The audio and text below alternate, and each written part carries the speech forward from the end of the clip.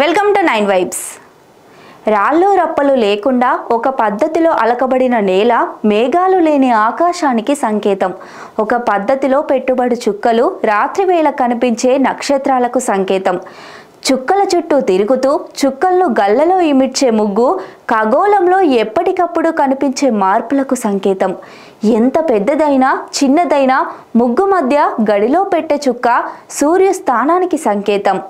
ఇంకొక దృక్పథంలో గీతాలు స్థితశక్తికి, చుక్కలు గతశక్తికి సంకేతాలని, ముగ్గులు శ్రీచక్ర సమర్పణ ప్రతీకాలని శక్తి తత్వవేత్తలు అంటారు.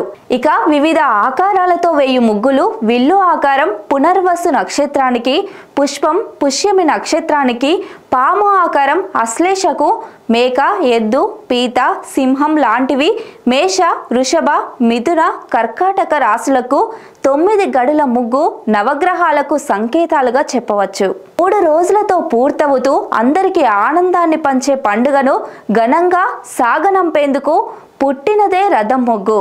అందరూ ఒకరికి ఒకరు తోడుంటూ కలిసి సహజీవనం సాగించాలని అనేక సంకేతాలతో ఒక రథం ముగ్గు తాడును మరొక ఇంటి వారి ముగ్గుతో కలుపుతూ పోతుంటారు. పెద్ద వయసు స్త్రీలు ముగ్గులు పెడుతుంటే చిన్న వయసు ఆడపిల్లలు ఆవు పేడతో చేసి పెట్టే గొబ్బెమ్మలు కృష్ణుని భక్తురాలైన గోపికలకు సంకేతం.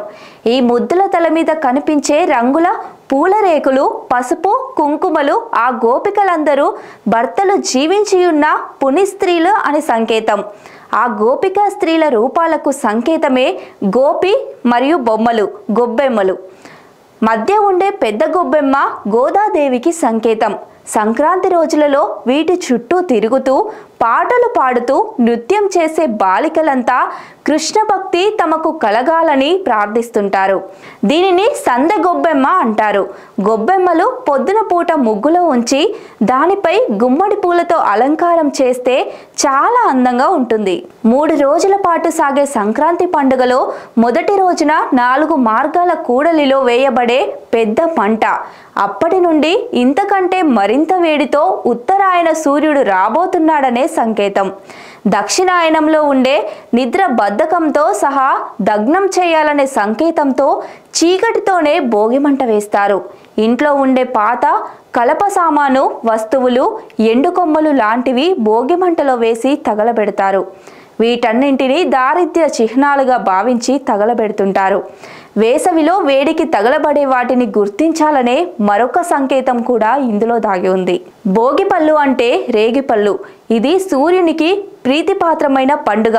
సూర్యుని రూపం రంగు పేరు కలిగిన రేగిపళ్ళలో నాణాలను కలిపి పిల్లల తలపై పోస్తారు.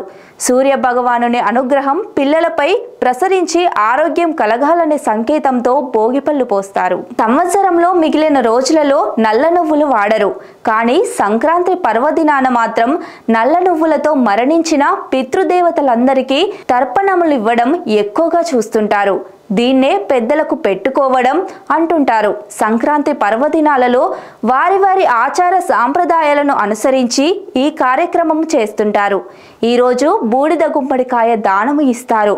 మట్టిలో ఒక బొమ్మను తమ వాహనాన్ని మేళ తాళాలను చేసి సంక్రాంతి 3 రోజుల్లో పూజలు చేస్తారు. 4వ నాడు ఈ బొమ్మలను వల్లడిస్తారు. గొబ్బిళ్లతో ఇంటి ముందరి భాగాన్ని అలంకరించి హరిని కీర్తించే భక్తులకు సాక్షాత్ శ్రీకృష్ణుడే హరిదాసు రూపంలో వస్తాడని సంకేతం. ఆయన తల మీద నుంచి గుమ్మడికాయ ఆకారంలో గల పాత్ర గుండ్రముగా ఉండే భూమికి సంకేతం. దాన్ని తల మీద పెట్టుకొని ఉండడం శ్రీహరి అయినా తానే భూమిని ఉద్ధరిస్తున్నానని అని చెప్పే దానికి సంకేతం. హరినామ కీర్తన చేస్తూ రావడం తను ఏ భోగాలకు లొంగను కేవలం హరినామ సంకీర్తనకే వచ్చేవాడినని తమకు తమ పర భేదాలు లేవని అందుకే ప్రతి ఇంటికి తిరుగుతూ వస్తాడనే సంకేతం. ముందు వెనకాల చెరో ప్రమదునితో ఎత్తైన మూపురం శివలింగాకృతిని గుర్తు చేస్తూ శివునితో సహా తమ సంక్రాంతి సంబరాలకు హాజరయ్యానని చెప్పే సంకేతం గంగిరెద్దు. ఆవు లేదా ఎద్దు ఇంటి ముందు ముగ్గులో నిలిచిందంటే ఆ నెల ధర్మబద్ధమైందని అర్థం. జూగోప గోరూప ధనమీనోర్వీం, దీని అర్థం ఆ నేల ఆవుకి సంకేతం, ఆ నేల నుండి వచ్చిన పంటకు సంకేతం. ముంగిట నిలిచిన వృషభం, మీరు చేసే దానమంతా ధర్మబద్ధమే అంటూ దానిని మేము ఆమోదిస్తున్నామని ఇంటింటికి తిరుగుతుంటారు వృషభ సహిత శంకర పరివారం. సంక్రాంతి పండుగ పిల్లలందరికీ చాలా ప్రత్యేకమైన పండుగ. అది ఎందువలన అనగా పిల్లలు ఆ రోజు పొద్దుటి నుండి సాయంత్రం వరకు గాలిపటాలతోనే గడుపుతారు. Stay tune to 9 vibes.